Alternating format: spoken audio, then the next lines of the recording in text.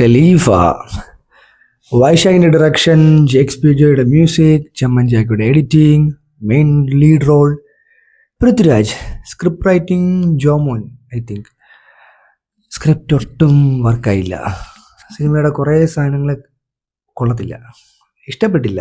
കുറേ slow motion ഉണ്ട്, fight ഉണ്ട്, എന്തൊക്കെയോ ഉണ്ട്, പക്ഷെ ഒന്നും അങ്ങോട്ടൊരു സുഖമില്ല. ഇതൊരു ഒരു ഒരു മലങ്കള്ളിട്ട് അവതാരം ഒന്നും ഞാൻ പറയില്ല, പക്ഷെ സിനിമ ഭയങ്കര ശോകം. എനിക്ക് ഇടയ്ക്കൊക്കെ ഒരു ഒരു എൻഗേജിങ് ഇല്ല, ഇമ്പാക്റ്റ് ഇല്ല.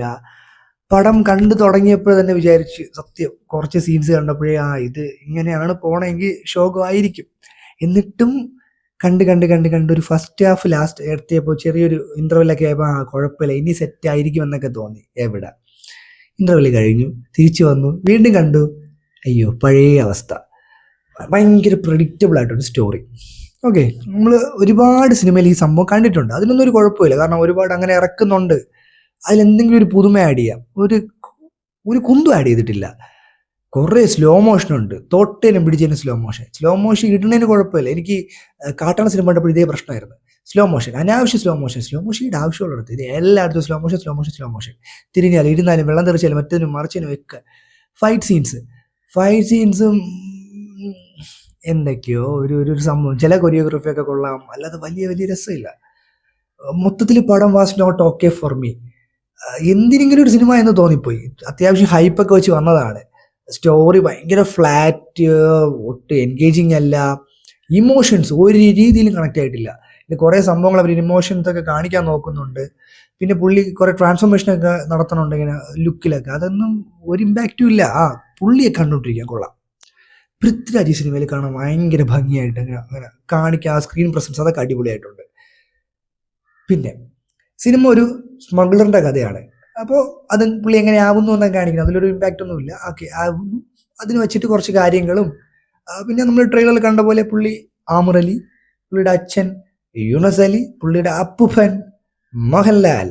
ഓക്കെ, അത് നമ്മൾ ട്രെയിലറിലെ കണ്ടു, അതുകൊണ്ട് പ്രശ്നമില്ല.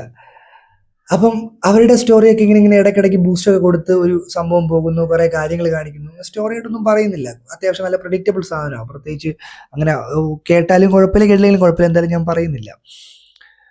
ഇതിൽ അവരെന്തൊക്കെയോ ഉദ്ദേശിച്ചിട്ടുണ്ട്, പക്ഷെ ഒന്നും എഫക്റ്റ് ആയില്ല, അതാണ് വാസ്തവം.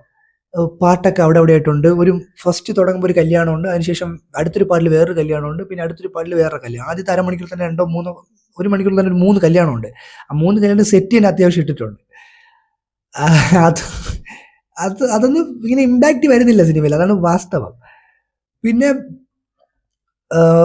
എന്താ പറയാ, ലാസ്റ്റ് കുറച്ച് സീൻസൊക്കെ ഉണ്ട്, അതൊക്കെ ഓക്കെ, ഇതിനു വേണ്ടി എടുത്തു വച്ചു. ഇതിൽ ക്യാമറയൊക്കെ അത്യാവശ്യം കൊള്ളാം, പിന്നെ ഫ്രെയിംസൊക്കെ വലിയ കുഴപ്പമില്ല. പക്ഷേ ഈ സ്ലോ മോഷൻ ഭയങ്കര സീനായിട്ട് തോന്നി. നടി അടിപൊളിയുണ്ട്, കാരണം പുള്ളിക്കാർക്ക് ഡയലോഗും ഇല്ല, എല്ലാം കൂടെ ഒരു 15 മിനിറ്റ് ടൈമും കാണും സിനിമയിൽ. കാരണം പുള്ളിക്കാരിയുടെ ക്യാരക്ടർ പ്രാധാന്യം വലുതായിട്ടില്ല, അതുകൊണ്ട് ഇനി ഡയലോഗ് കൂടെ ഉണ്ടായിരുന്നെങ്കിൽ അത് ഇനി പറയണ്ട, വേറെ രീതിയായേനെ. എന്തൊക്കെ പറഞ്ഞാലും സിനിമ എനിക്ക് നല്ല ഉറക്കമൊക്കെ വന്നു കുറേ കഴിഞ്ഞപ്പോൾ. അങ്ങനത്തെ ഒരു പടം വയ്യ, ഇത്രയും ഹൈപ്പൊക്കെ കൊടുത്ത് എന്തെങ്കിലും ഒരു പടം ഇറക്കിയെന്ന് വെച്ചാൽ അവർക്കും അറിഞ്ഞൂടാ. പിന്നെ വില്ലനാവട്ടെ ഇതൊന്നുമില്ല. അതിൽ മെയിൻ വില്ലൻ കുറച്ച് ഇമ്പാക്റ്റ് ഉണ്ട്. പിന്നെ ലാസ്റ്റ് നമ്മൾ സ്ഥിര സിനിമയിലുള്ളതുപോലെ നടൻ്റെ ഒരു ആൾ മരിച്ചു, അടുത്ത വില്ലൻ്റെ ഒരു ആൾ മരിക്കണം, ഇനി ബാക്കിയുള്ളവരെ കൊല്ലില്ല, കാരണം വില്ലൻ നന്മയുള്ളവനാണ്. മനസ്സിലായില്ലേ, നന്മയുള്ള വില്ലൻ, അതാണല്ലോ എല്ലാത്തിലെയും സ്റ്റോറി. അതിന് കുഴപ്പമില്ല, ഇവർ ആയിട്ട് വില്ലനായിട്ട് അല്ലെങ്കിൽ സ്മഗ്ലറിനെ പക്ക സ്മഗ്ലറായിട്ട് കാണിച്ചാൽ മതിയായിരുന്നു. അതൊന്നുമില്ല. ഇത് അവിടെ ഇവിടെയും പിടിക്കാൻ നോക്കി, അവസാനം ഒരിടത്തും ഇല്ലാതെ ആയിപ്പോയി. പിന്നെ എല്ലാ ഫൈറ്റ് സീൻസിലും എല്ലാവരെ കൊല്ലാനും തോക്കും മാരകായുധങ്ങളുണ്ട്, പക്ഷെ നടനെ ഫൈറ്റ് ചെയ്യാൻ വരുമ്പോൾ എല്ലാവരും തോക്കും കത്തിയൊക്കെ മാറ്റി വെച്ച് കൈ കൊണ്ടേ ഫൈറ്റ് ചെയ്യും. അതാ ഞാൻ പറയും, ഇതൊരു 2010-15 സമയത്തൊക്കെ ഈ സിനിമ ഇറക്കിയിരുന്നെങ്കിൽ ചിലപ്പോഴല്ല ഹിറ്റ് അടിക്കുമായിരുന്നു, ഉറപ്പായിരുന്നു. ഈ ടെംപ്ലേറ്റ് ഒക്കെ മാറി, ആൾക്കാർ ഈ ടെംപ്ലേറ്റിൽ നിന്നൊക്കെ മാറി ചിന്തിച്ച് പല പുതിയ പടങ്ങളെ കണ്ടു തുടങ്ങി. അതിൻ്റെ പ്രശ്നമാണ്. അതിന് എഡിറ്റിങ് എനിക്ക് വലുതായിട്ട് ഇമ്പാക്റ്റ് ഒന്നും തോന്നിയില്ല. മ്യൂസിക് ഇടയ്ക്കിടയ്ക്ക് കൊള്ളായിരുന്നു, ഇടയ്ക്കിടയ്ക്ക് അത് ഓവറായിട്ടും ഫീൽ ചെയ്തു. കാരണം അത് മാത്രമേ ഉള്ളൂ ബൂസ്റ്റായിട്ട് പറയാൻ. ഈ പടത്തിൽ പോസിറ്റീവായിട്ട് പറയാൻ 1-2 കാര്യമുണ്ട്. അതിൽ മെയിനായിട്ട് ഒന്നേ ഉള്ളൂ, ഇതിൽ ഇടയ്ക്കൊരു ഫൈറ്റ് സീൻ ഉണ്ട്. പൃഥ്വിരാജേ ഇല്ല ആ ഫൈറ്റ് സീനിൽ. ആ ഫൈറ്റ് സീൻ അത്യാവശ്യം നൈസായിരുന്നു, കാരണം അതിലങ്ങനെ സ്ലോ മോഷൻ ഒന്നുമില്ല, അത്യാവശ്യം പ്രൊഫഷണൽസാണ് ഫൈറ്റ് ചെയ്തിട്ടുള്ളത്. അത് നല്ലതായിരുന്നു, ഒരു ക്ലൈമാക്സോടൊക്കെ അടുത്ത്. പിന്നെ സ്പോയിലറൊന്നും പറയാനില്ല, മോഹൻലാലിൻ്റെ ലുക്ക് കൊള്ളാം. ഓക്കെ, ഇത്രയേ ഉള്ളൂ. പുള്ളിയൊക്കെ എന്തിനു കൊണ്ടുവന്നു പോലും എനിക്ക് അറിഞ്ഞുകൂടാ.